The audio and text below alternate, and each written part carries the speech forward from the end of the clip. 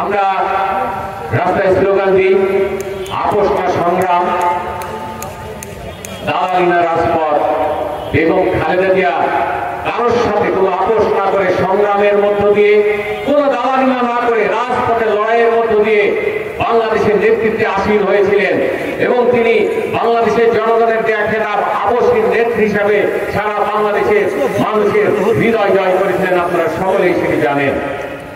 1986 সালে যখন একটি দলের নেত্রী বলেছিলেন যে 86 সালে জাতীয় সংসদ নির্বাচনে যে অংশ নেবে সে হচ্ছে জাতীয় বেঈমান, একদিন না যেতে এরশাদের সঙ্গে আপোষ করে শেখ হাসিনা সেই নির্বাচনে অংশ নিয়েছিলেন। আপনারা সকলে জানেন 1986 সালে যে নির্বাচন হয়েছিল।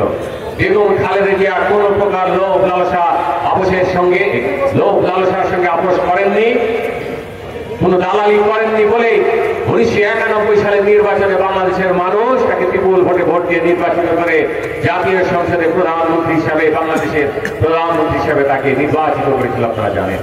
শুধু তাই নয়, এই যে বিগত 16 বছর আমরা যে বক্তৃতা দিয়ে যে আন্দোলন সংগ্রাম করেছি, এই 16 বছরের ইতিহাসও আপনাদের সকলের জানা। এই 16টি বছরের মধ্যে আপনারা জানেন ষড়যন্ত্র করে বাংলাদেশের সংবিধান থেকে শেখ হাসিনা বিচারালয়ের কানে বন্দুক রেখে তত্ত্বাবধায়ক সরকার ব্যবস্থা বাতিল করার মধ্য দিয়ে বাংলাদেশের নির্বাচন সেই তত্ত্বাবধায়ক সরকার পুনর্বহালের জন্য বেগম খালেদা জিয়া নতুন করে আন্দোলন করেছিলেন এবং বেগম খালেদা জিয়ার জনপ্রিয়তায় ভীত হয়ে, তার জনপ্রিয়তায় ঈর্ষান্বিত হয়ে শেখ হাসিনা তাকে একটি সাজানো গোছানো মিথ্যা মামলায় তাকে জেলে পাঠায়। আপনারা সকলেই জানেন। এবং বেগম খালেদা জিয়া তখনও যদি আওয়ামী লীগের সঙ্গে আপোষ করতেন তাকে জেলে যেতে হতো না।